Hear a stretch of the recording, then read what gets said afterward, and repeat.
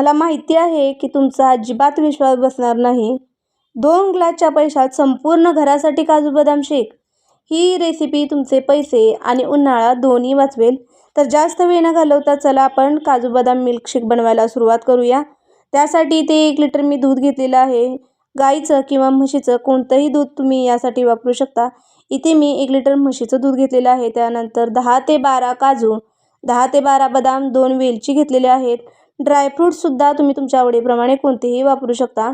त्यानंतर इथे एका बाउलमध्ये मी आता 1 चमचा सब्जा घालून घेते. सब्जा छान फुलला जाईल एवढं पाणी यामध्ये ओतून घेऊया आणि 10 ते 15 मिनिटासाठी हे बाजूला ठेवून द्यायचं आहे.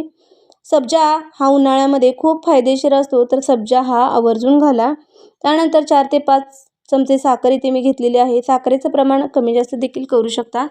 त्यानंतर इथे जी मी कस्टर्ड पावडर दाखवलेली आहे ही तुम्हाला कोणत्याही बेकरी किंवा स्टोअर्समध्ये मिळून जाईल. तर तुम्ही ही कस्टर्ड पावडर नक्की यूज करा, कारण यामध्ये व्हॅनिला एसेन्सचा फ्लेवर आहे. त्यामुळे व्हॅनिला एसेन्स वेगळी वापरण्याची अजिबात गरज नाही आहे. कस्टर्ड पावडर प्लस इसेन्स दोन्हीही यामध्ये आपल्याला मिळतं.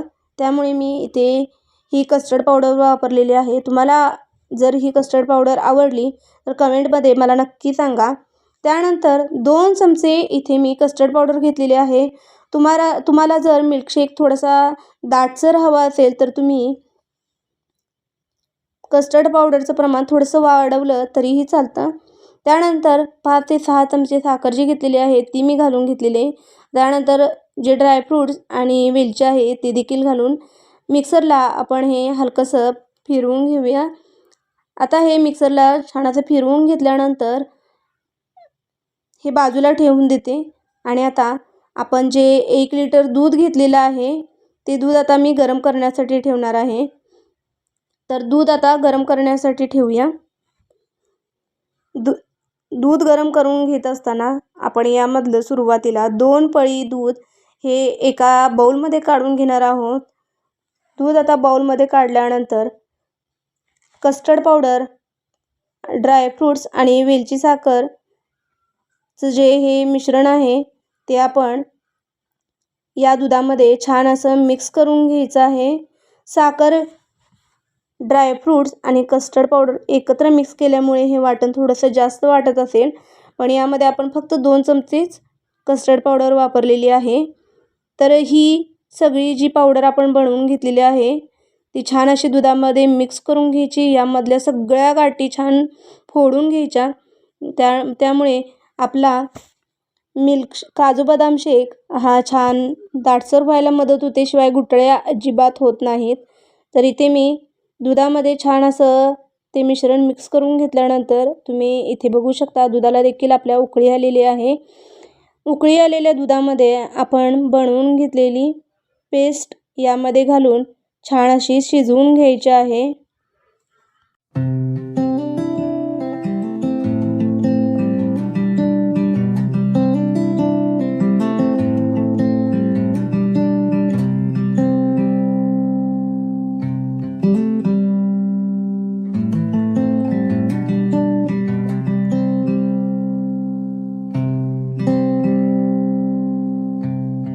बनवून घेतलेले मिश्रण आता यामध्ये आपण घालून छान एकसारखं ढवळून घेऊया.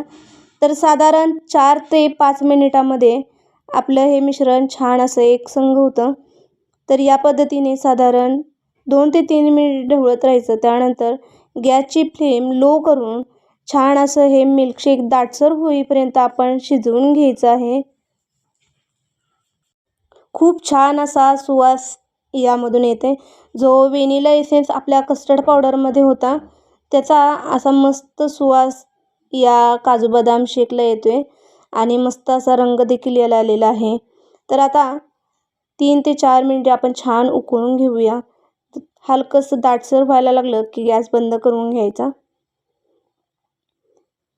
इथे आता तुम्ही बघू शकता 5 ते 6 मिनिटे झालेले आहे. आपलं हे काजू बदाम शेक आता तयार झालेलं आहे. पण ह्याला पूर्ण व्यवस्थित थंड करून घेतल्यानंतरच यामध्ये आपण जो सब्जा भिजवलेला आहे तो ॲड करायचा आहे. तर त्यासाठी आपण हलकंसं थंड झालं की ते फ्रीजमध्ये ठेवून अगदी छान गार झाल्यानंतरच ते बाहेर काढायचं आहे. गार झाल्यानंतर याचा दाटसरपणा आणखी वाढतो. त्यामुळे सुरुवातीला जरी पातळ वाटत असलं तरी ते थंड झाल्यानंतर दाट होतं. तर तुम्ही ते बघू शकता. मी पूर्ण व्यवस्थित थंड करून फ्रीजमध्ये ठेवून पुन्हा 1 तासानंतर हे बाहेर काढलेलं आहे. त्यानंतर याची कन्सिस्टन्सी तुम्ही पाहू शकता किती छान अशी दाटसर झालेली आहे. यामध्ये आता भिजवून घेतलेला जो सब्जा आहे तो मी घालून घेते. तर साधारण आपण 1 चमचा सब्जा भिजवलेला होता, तर त्याचे 4 चमचे एवढा सब्जा भिजून तयार झालेला आहे. सगळा सब्जा मी यामध्ये घातलेला आहे. मी सांगितल्याप्रमाणे सब्जा हा उन्हाळ्यामध्ये खूप फायदेशीर असतो. तर यामध्ये मी सब्जाचं प्रमाण थोडंसं जास्त वापरलेलं आहे. तुम्ही देखील सब्जा यामध्ये आवर्जून घाला. भरपूर प्रमाणात घातला तरीही यामुळे काहीही नुकसान होत नाही. तर यामध्ये सब्जाचं प्रमाण आपण जेवढं दाखवलेलं आहे तेवढं तुम्ही घालू शकता. आणि फायनली आपला छान असा मिल्कशेक तयार झालेला आहे. तयार मिल्कशेक आता छान असा मी ग्लासमध्ये सर्व केलेला आहे. त्यावरती मी बर्फाचे तुकडे घालून घेतलेले आहेत. गुलाबाच्या पाकळ्या यामध्ये मी घातलेल्या आहेत. तुमच्याकडे जर केशर असेल तर ती देखील तुम्ही वापरू शकता. केशर नाही त्यामुळे मी यामध्ये गुलाबाच्या पाकळ्या घातलेल्या आहेत. तुम्हाला जे आवडेल ते तुम्ही यामध्ये घालू शकता. घरामध्ये असलेले कोणतेही ड्रायफ्रूट्स देखील तुम्ही या पद्धतीने वरती घालून छान असा या काजू बदाम शेकचा तुम्ही आस्वाद घेऊ शकता. अगदी कमी पैशांमध्ये संपूर्ण घरासाठी तयार होणारा काजू बदाम शेक आपण घरी एकदम सोप्या पद्धतीने आणि कमी खर्चामध्ये कसा बनवायचा ते या व्हिडिओमध्ये पाहिलेलं आहे. जर तुम्हाला काजू बदाम शेकची ही रेसिपी आवडली असेल तर कमेंट करायला विसरू नका. चॅनेलला अजून सबस्क्राईब केलं नसेल तर सबस्क्राईब करा, लाईक करा, शेअर करा. धन्यवाद.